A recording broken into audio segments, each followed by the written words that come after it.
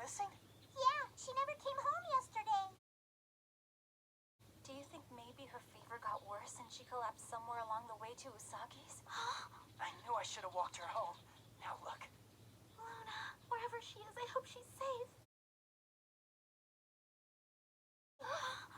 Usagi, please don't tell me this is your fault. Are you out of your mind? I would never bully Luna! Then you said something mean to her, didn't you? No! You're a klutz! A total goofball! Not to mention a crybaby! Those are the kinds of mean things that Luna says to me! You know what, Ray? Oh, yeah?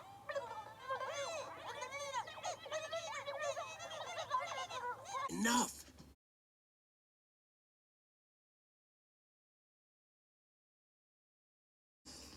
Leo's right. Let's go, guys.